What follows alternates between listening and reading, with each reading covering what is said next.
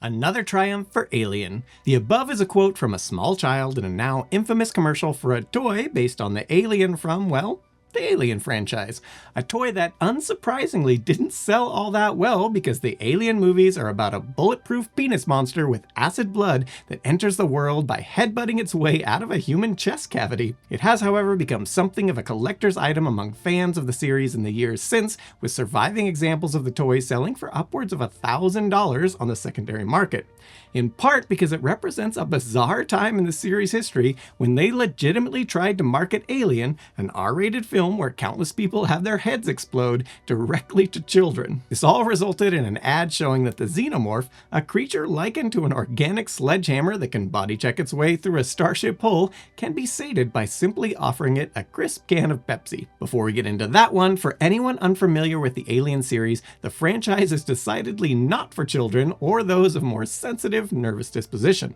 For starters, the titular alien, henceforth referred to as Xenomorph because it sounds cooler and to avoid having it confused with the series it hails from, is specifically designed to look like a giant, evil space penis, because sure, why not? To be clear, we don't mean the xenomorph sort of looks like a penis if you squint, we mean that the guy who designed it, Swiss surrealist H.R. Geiger, went out of his way to ensure that almost every aspect of the creature's design was sexual in some way or another. For example, the xenomorph's iconic banana-like head is directly modeled after a dong, though how explicit this is varies between appearances, with probably the most direct, at least in live action, being the xenomorph's outing in Alien Romulus. As well as a callback to the Geiger artwork that inspired the creature, a piece simply titled Necronomon 4, which sports a similarly suspiciously penis-shaped head. In regards to Necronomon 4, the director of the original Alien, Ridley Scott, has noted that he picked the piece as the basis for the film's monstrous villain specifically due to the fact that it looks both horrifying and oddly alluring, simultaneously terrifying and beautiful.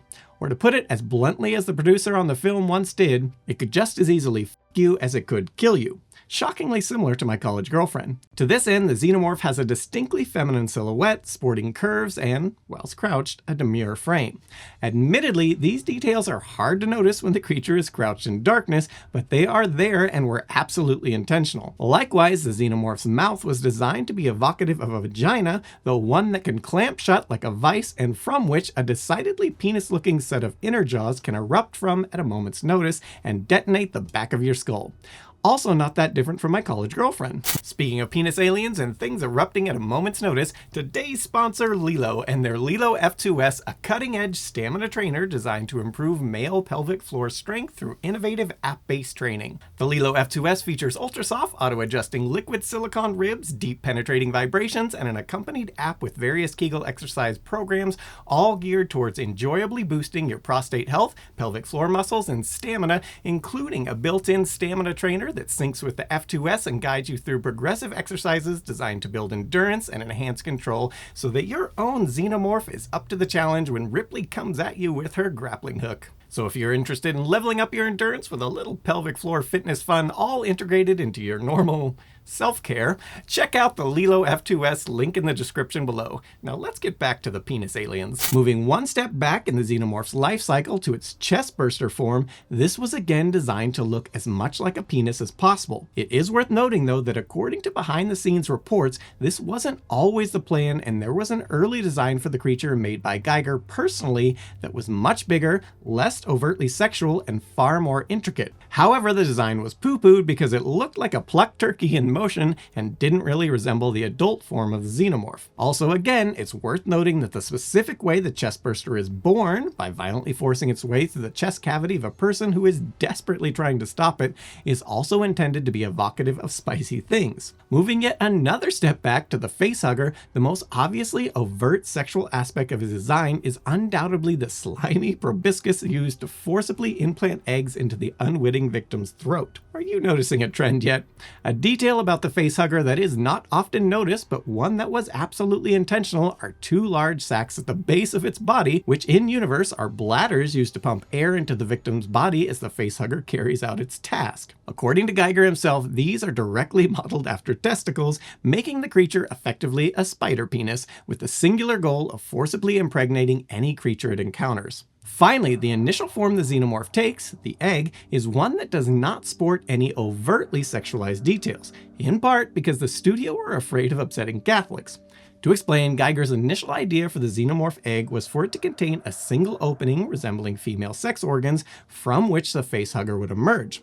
Something that was apparently just a step too far for Fox, who told the artist something that looks that much like a vagina would never fly with censors and would possibly upset Christian lobbying groups or Catholic countries. This reportedly annoyed Geiger, who responded by redesigning the egg to sport an opening that instead resembled the Christian cross, telling producers, "Well, if it's a cross, then it's religious, and people don't worry about that." As an aside, because this is kind of funny, in a documentary about the process of designing the creature effects for Alien, narrated by Geiger, you can actually hear him chuckle to himself whilst recounting this particular anecdote, with the artist wryly noting that the cross-like design satisfied both the Catholic countries and my own sense of form.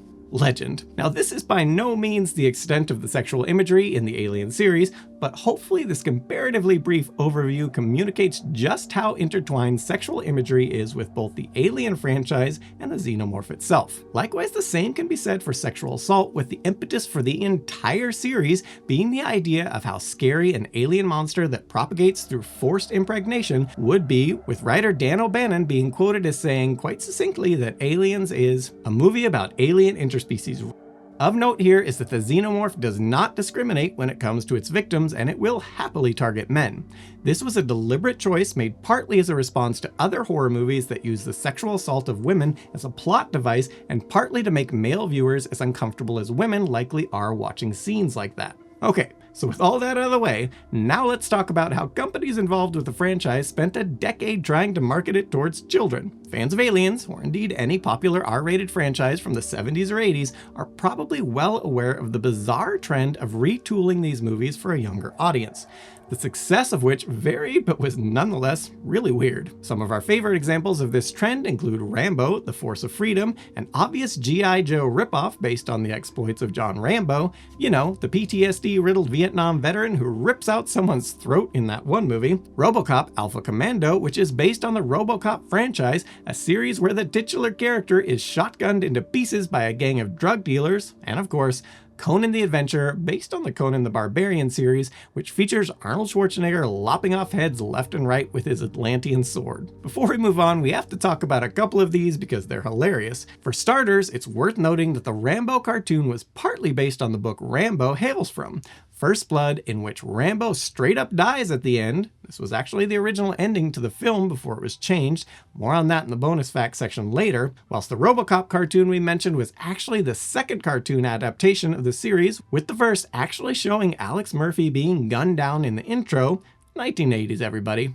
As odd as these all are, it's worth mentioning that the reason all of these films were R-rated is largely because of their violence. We mean, there are other adult elements to them, Bob Morton being shot to death while snorting cocaine off a sex worker's breast in RoboCop springs to mind here, but none of those elements are integral to the plot, leaving only the violence behind, which can be gotten around with creative editing. Thus, divorced from the original context, you can sort of see how a RoboCop or Rambo cartoon could work. The same cannot be said for the Alien series, which didn't stop them trying to make a cartoon anyway. But before that came the toys. Now, toys based on R-rated franchises are, again, nothing new, but Alien is fairly unique in that the toys almost resulted in the film itself being changed, specifically from an R-rated feature to a PG one. How? Well, the story goes that during production, 20th Century Fox teamed up with a toy manufacturer called Kenner. While Kenner are no longer a thing today, having long since been bought out by Hasbro, at the time they were known for making one of the single most lucrative deals in the history of merchandising, the exclusive rights, in perpetuity and throughout the known universe, to make and sell toys related to a little movie released a few years earlier called Star Wars, a movie distributed by Fox that they otherwise saw no money from, at least not merchandising-wise, after wisely deciding to cede all merchandising and sequel rights to George Lucas in return for a $350,000 reduction in his director's salary. A mistake they were keen to not make again, working hand in glove with Kenner to produce toys for Alien, going as far as giving the company access to behind-the-scenes material to sculpt what many collectors deemed to be one of the most accurate figures of the xenomorph from Alien. A xenomorph affectionately referred to by fans as Big Chap, a nod to the actor who played it, Balaji Badejo, a 6' 10" tall Nigerian student cast specifically because of his spindly frame. For example, the figure eventually produced by Kenner sports a number of elements unique to Big Chap, most notably a human-like skull visible beneath the translucent banana-like head.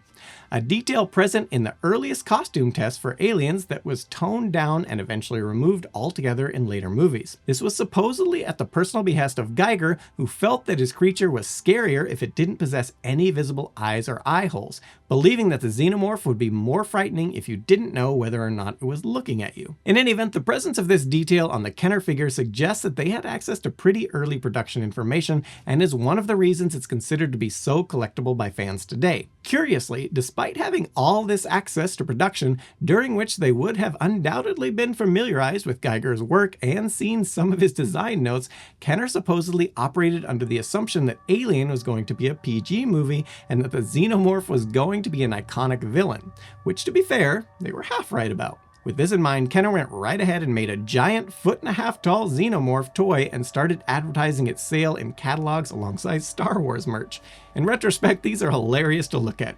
A thing to keep in mind here is that all of this happened before the film was released or had even finished production, which is common practice today when it comes to tie-in merchandise, but was a relatively new thing at the time. In fact, Kenner were one of the companies to pioneer this sort of tie-in marketing, having no doubt learned their lesson a few years earlier when they got the Star Wars license and did not bother to release anything for the Christmas rush that year.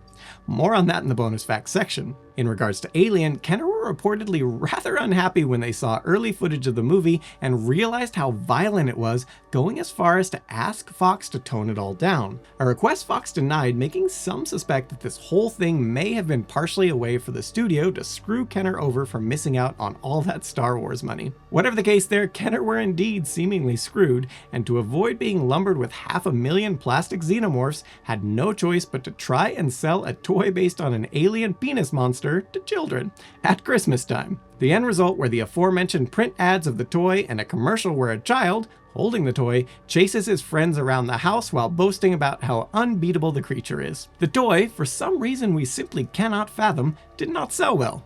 To quote Phil Lauderzik, who literally wrote an entire book about the ill-fated production of the toy, "Hideous plastic, in stores, everyone can hear you scream," it actually failed miserably. It was shunned by conservative parents, it kept kids awake at night, it just didn't sell well. Which you would think would have put Kenner off, but then Aliens was released and was a huge box office hit, which got the guys at Kenner thinking that maybe the more action-focused nature of the film would suit a toy line better. For some reason though, this idea didn't really begin to take form until the early 1990s during the production of Alien 3, at around which time Fox were toying with the idea of creating a cartoon based on the series, because sure, why not? Very little is known about this cartoon, to the point we don't even know who was going to produce it, with most sources referring simply to an unnamed Korean studio who were supposedly going to handle the bulk of the animation work. Other details we've learned over the years include the title, Operation Aliens, and loose plot, a battle-hardened Ellen Ripley stomping some xenomorph butthole as a member of the Colonial Marines. Besides that, almost nothing else is known about the series, with the only stuff ever leaked related to it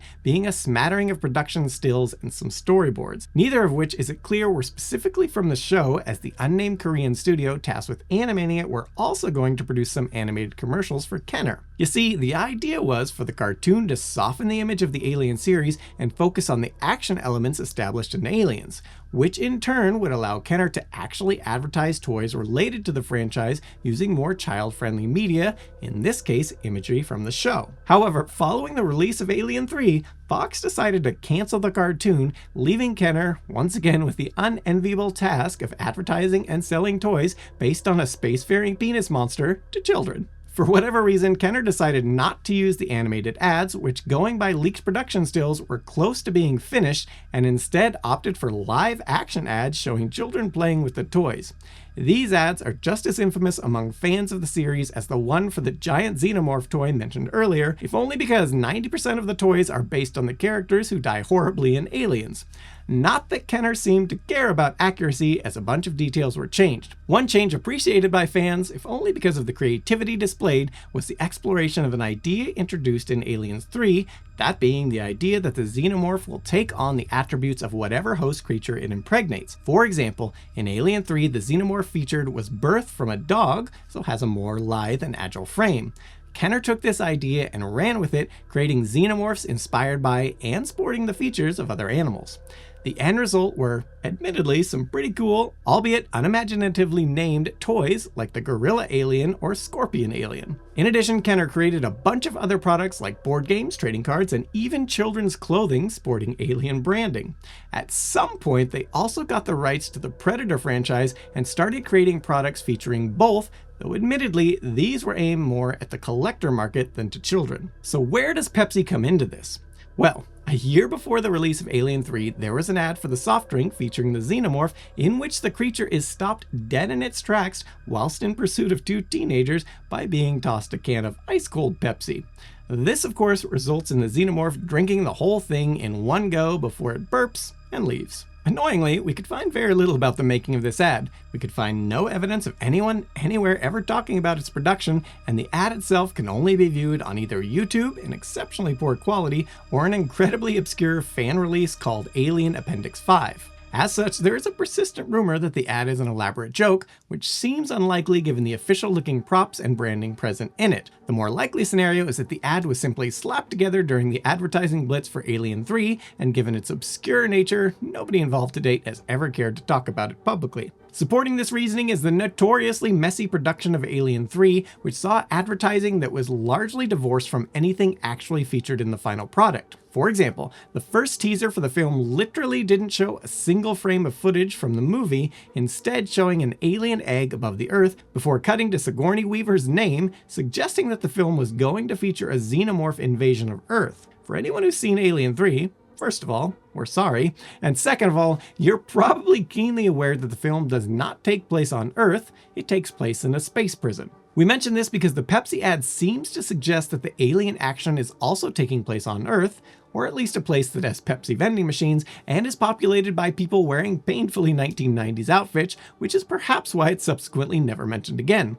The film universe it supposedly takes place in doesn't exist and directly contradicts the end product it was a tie-in for. But perhaps the weirdest thing is that Alien 3 features product placement from Pepsi's arch-rival in the Cola Wars, Coca-Cola. Though there's a good chance this may have been unintentional, as we can similarly find no evidence of Coca-Cola acknowledging the Alien series either. To explain, for anyone who isn't aware, generally when a film features an actual real-world brand or product, it needs to be cleared, which is industry jargon for having someone on production ask the company who owns the brand for their permission. Not doing this is a big no-no in film production and can result in a massive legal headache if the proper procedure isn't followed.